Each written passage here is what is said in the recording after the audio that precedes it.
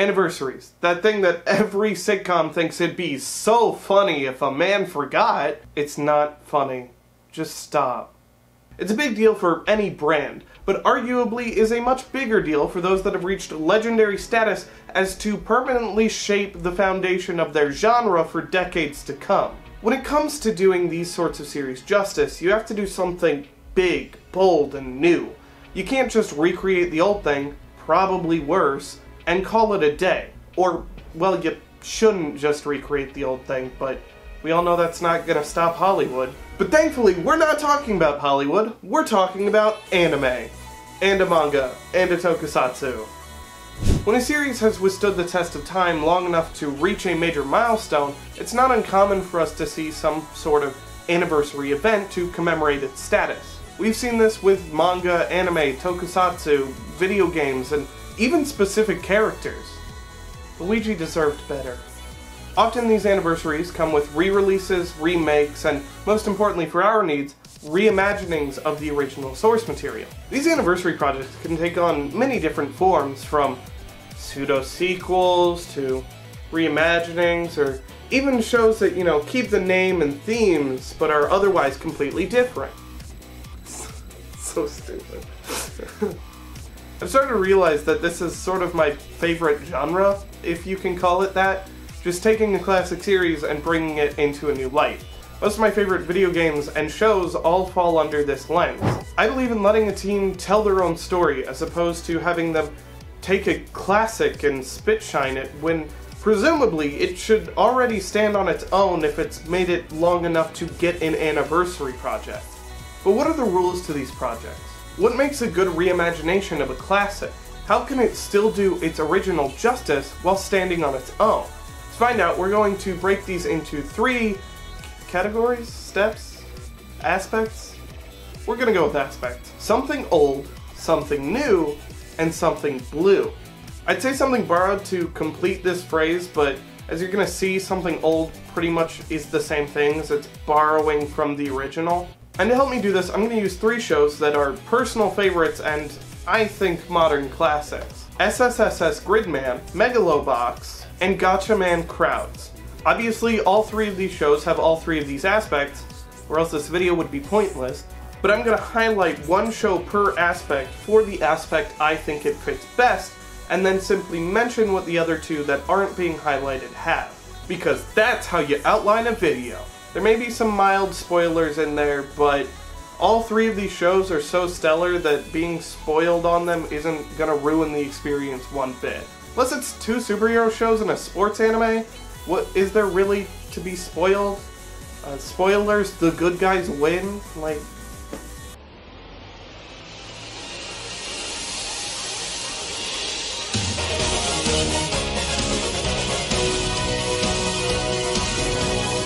If it ain't broke, don't fix it. However, there's nothing wrong with updating it, and that's exactly what SSSS Gridman does. Now, I'll admit, it's not technically an anniversary project, but it did come out on the 25th anniversary of Gridman and shares enough in common with the other 2 that I'm just gonna let it slide. Meant to be a revival and pseudo-sequel to the original Denko Chojin Gridman, SSSS Gridman loves its origins so much that it even pulls several references from the original series' American counterpart, Superhuman Samurai Cyber Squad. Yes, that is where the SSSS actually comes from.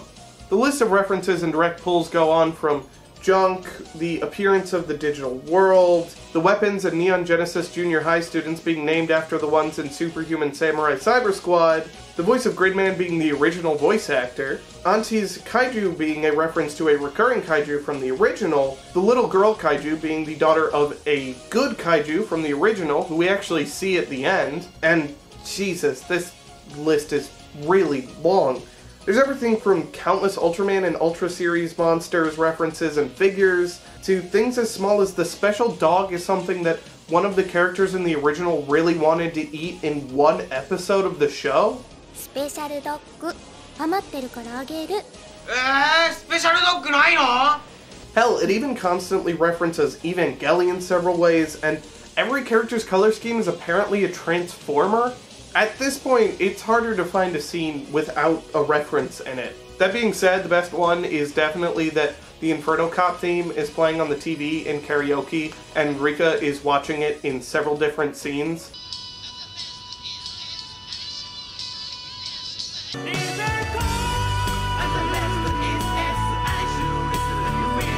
She has good taste in anime, is what I'm saying.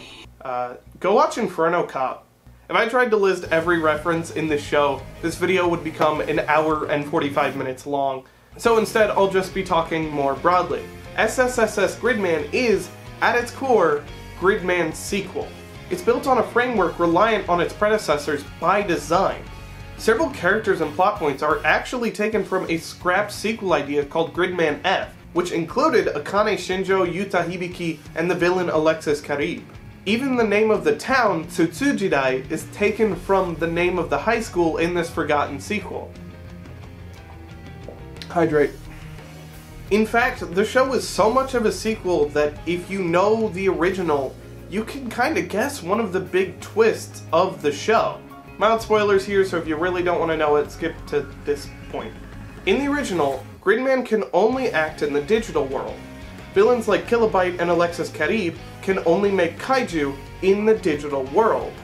Thus, the fact that the kaiju and Gridman appear in the city as if it were a normal Ultraman series should be your first clue into the fact that this is actually the digital world. But it's not just the story and references that allude to the show's origins. Gridman, being a spin-off of Ultraman, was originally a tokusatsu series, meaning lots of dudes in big rubber suits slapping each other around. Trigger then had the wonderful idea to use their new age technology to create something that feels as close to the original as possible. The kaiju are all built with the initial skeleton of a human, and can only move certain parts of their body as if to emulate the feeling of a man in a rubber costume. The city is filled with cars that get tossed around but never take any damage, and buildings that collapse as if they have no structure, almost as if it's a set of toys and miniatures getting crushed and thrown around. Even down to the dust and dirt that skyrockets into the air every time a giant hits the ground, the fights are built to emulate the feeling of an Ultra Series show as much as possible, while still providing a bombastic sensation that real life just can't match. The other two shows are not nearly as heavy with references and plots from their original series. For Gatchaman crowds, it's mainly just a few character names, mainly those of the villains, and the team of heroes concepts being the Gatchamen. At a glance, Megalobox doesn't seem to have as many references, but for that, I'm going to link to my good friend Shades' 1 hour and 45 minute long video of every major Joe reference in the series. Raw, energetic, bombastic, nostalgic, and brand spanking new. Megalobox embodies new in every way it can, and that's not by mistake. Megalobox is an anime celebrating the 50th anniversary of Ashita no Joe, the prolific boxing manga turned anime, movie, and much more. The team behind Megalobox was comprised of newcomers. A first-time producer, director, and writers were brought together and created a series that proudly carried the soul of its predecessor while boldly presenting its own story and style. The director even stated that despite sharing the name, their Joe was not Joe Yabuki. He, along with their world, was something new. Obviously, having to keep boxing as its focus, Megalobox set itself in a near future where the sport is now ruled by those using gear to enhance their punches with intense speed and power.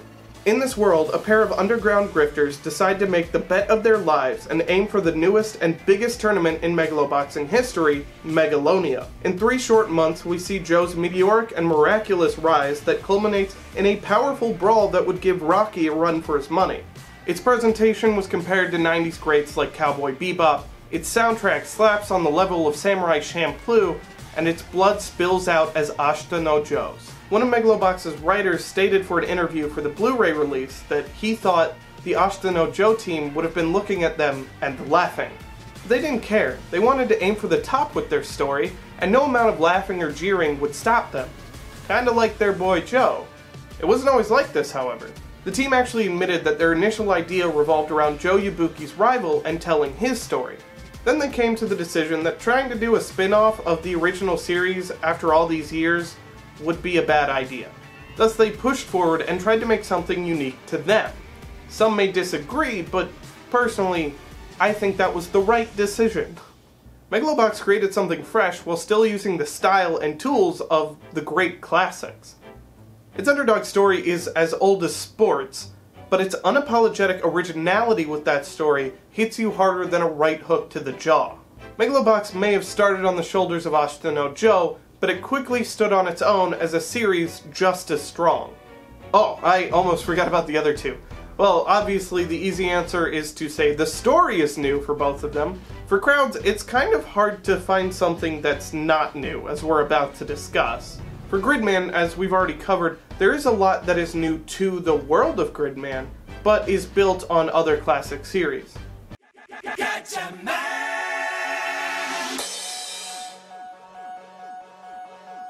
When it comes time to pay homage to a series so prolific that it inspired another prolific series 2 years later that would then go on to be adapted into one of the most important multimedia brands of all time that single-handedly toppled Disney for a while, let's just say you have your work cut out for you. Now, to clarify what this section is actually about, I don't mean something literally blue. I could have just said the sky for all three. Nor do I mean something blue as in sad or melancholic. What this section is meant to represent is something out of the blue. Pulling something out of seemingly nowhere and making it a bold part of your show. For SSSS Gridman, it's the show's world and anti-escapist narrative.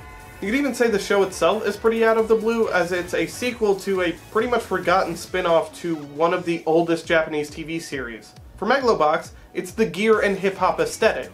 Personally, when I think of Ashita no Joe, I don't think of Elysium-style exo armor and the Wu-Tang Clan. And for all three, you could argue that the visual style is a bold step for each one. But when it comes to what's out of the blue for Gatchaman crowds, well, I don't know about you, but I sure as hell wasn't expecting a manifesto. The show opens as most superhero shows do, then quickly slaps that idea in the face and tells you that it's actually going to be about the importance of communication and thought over fighting. Coming from a genre built on and partially inventing the Monster of the Week formula, Crowd shrugs that idea off and spends at least half of its episodes without any fighting. There's a fucking fly in here. Instead, Gatchaman Crowds opts to fight with ideology to create a powerfully relevant and unapologetically political argument for the depowering of systems that the people have become too reliant on, like the very superheroes in the name of the show. But that's the kind of topic for a very different kind of video. One where I look a lot more insane. I'm working on it. Don't get to be so mean about it. Thus, the future of techno-communism lays in the hands of the people. As part of this, however, the show removes the idea of a typical villain and replaces it with a the people are the bad guys, but not in that overused, maybe we were the monsters all along trope. The people are never blamed for their actions. In Season 1, it's a desire for a social revolution and a positive change that is manipulated by the only real villain in the show, who acts mostly behind the scenes and just lets humanity try and destroy itself. In the second season, there's not even that. The alien responsible for the problem is pretty universally loved and adored by everybody. And the characters even say that the enemy is not any one person, but instead the people, their willingness to go along with the whim of the group, and their complacency that they found themselves in. The original Gatchaman was no stranger to progressive ideas about conservationism and the acceptable use of technology. But the way Crowds handles its themes is near revolutionary levels of ideological showcasing and counter-arguing its own points. To clarify the distinction between this and the Something New section, Megalobox is something new built within the framework of its predecessor. Gatchaman Crowds took some names and then just did whatever it wanted and started making things up unrelated to its point of origin. It was basically built out of the blue. Also, these suit designs. I don't know how you get these from that. It's a difficult task to try and revive a series so loved by so many people around the world and has had an obvious and lasting effect on the landscape of its genre. I think that we should share a moment of admiration for these teams for even trying, let alone succeeding as well as they did.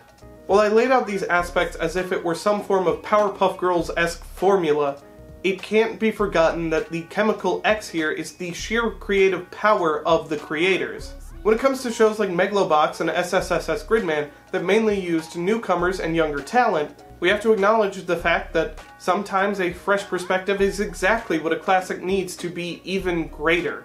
As I said at the start, this form of reimagining classics is one of my favorite things to see and has led to a lot of my favorite pieces of media.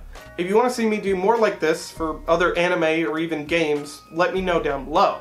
If you want to see me make another video on any one of these shows, let me know. I already have a Gotchaman Crowds video in the works that hopefully should be out next, if not already out if you're watching this in the future. Who knows, maybe one day they'll reboot SteveSekai for this channel's 50th anniversary. Let's take a moment and imagine that. Oh no, oh god, no. Stop imagining it. Oh, I'm so sorry. Oh, there's so much slime.